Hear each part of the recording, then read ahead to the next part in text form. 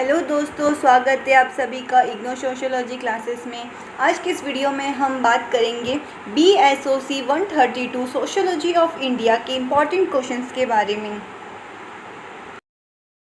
Question number 1, discuss the various aspects of unity and diversity in Indian society. इसमें हमें discuss करना है various aspects of unity and diversity in India, जैसे कि forms of unity and bonds in unity in India. ये दो चीज़ें आपको डिटेल में एक्सप्लेन करना है।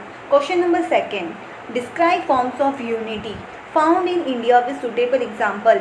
इसमें आपको डिस्क्राइब करना है फॉर्म्स ऑफ यूनिटी एग्जाम्पल के साथ में, जैसे कि कम से कम 4 फॉर्म्स है, जैसे कि racial diversity, religious diversity, caste diversity and linguistic diversity.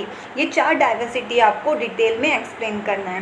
Question number 3, explain the concept of social change and discuss one major way India is changing now.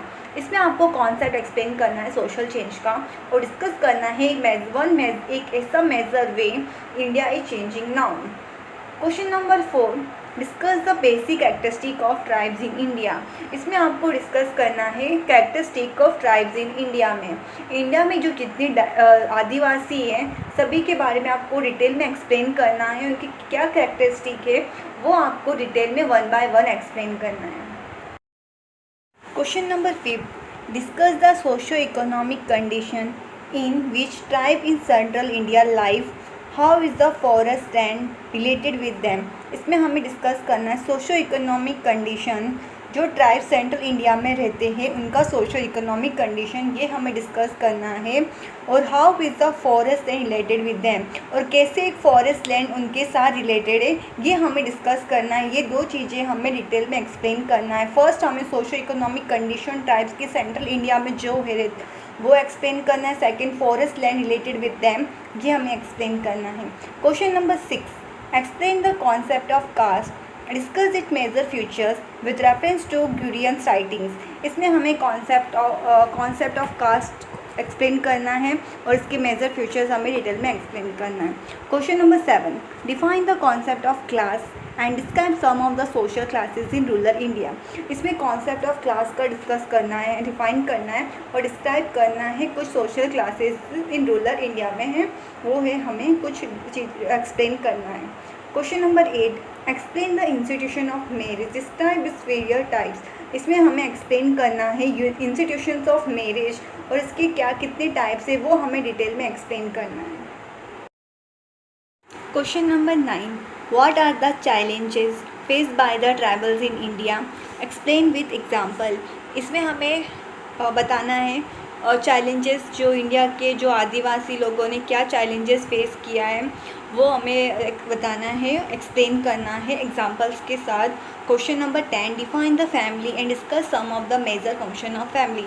इसमें हमें डिफाइन करना है फैमिली और डिस्कस करना है उसके मेजर फंक्शंस ऑफ फैमिली के detail में एक्सप्लेन करना है।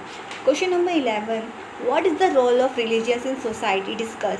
इसमें हमें बताना, डिस्कस करना है क्या रोल है रिलीजियस इन सोसाइटी के अंदर, क्या रोल रिलीजियस का सोसाइटी में, ये हमें डिटेल में डिस्कस करना है। Question number 12, discuss the signification of religions in our social life with suitable example.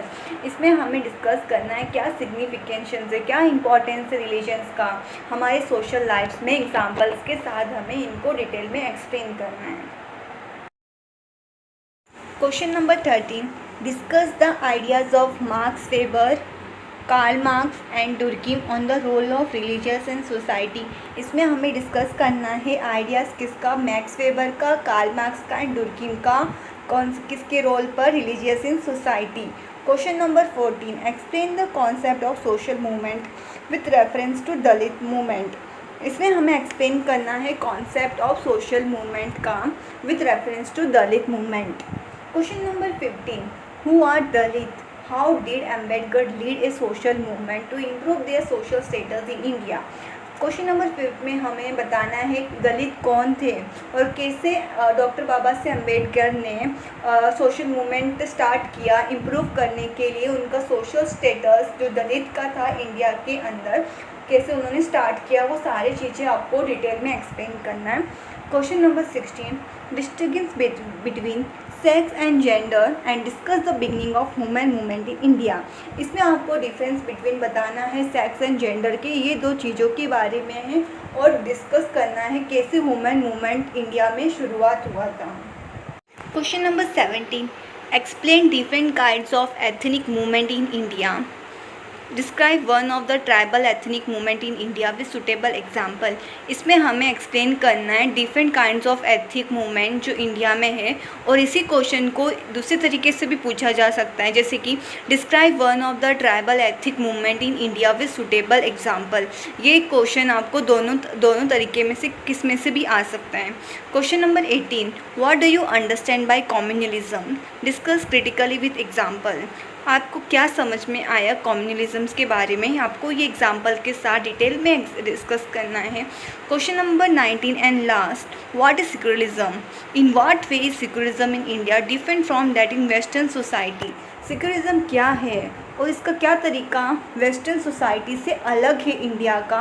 और ये क्वेश्चन आपको ऐसे भी पूछा जा सकता है कि वेस्टर्न सोसाइटी से और इंडिया के सेक्युलरिज्म में क्या डिफरेंस है, ये भी पूछा जा सकता है आपको दोनों में से। और आपको ध्यान रखना है कि आपको क्वेश्चंस में ज़्यादातर एग्जांपल्स दिखाई दिया होगा, तो आपको हर एक आंसर्स में एग्जांपल्स का यूज़ करना है। आप सोच रहे होंगे कि टोटल 19 क्वेश्चन से आप एक दिन में कैसे प्रिपेयर करोगे, तो जो सोशियोलॉजी ऑफ इंडिया का जो सिलेबस है वो काफ़ी ज़्यादा वास्ट है, इसलिए आपको इसमें तो आप कम से कम 25 क्वेश्चंस बन रहे थे, तो पर फिर भी मैंने 19 क्वेश्चंस बना के निकाले। तो आपको कम से कम अगर आप ये 19 क्वेश्चंस भी आप याद कर लोगे तो आप अच्छे नंबर से पक्का पास हो जाओगे। पर आपको आंसर राइटिंग पे ध्यान देना है, और आप सिंपली इन वर्ड्स को गूगल्स पे टाइप करके भी आप आंसर्स 4 पेजेस में लिखोगे तो भी चलेगा। Thank you for watching. Don't forget to subscribe, like, share and comment down. Thank you.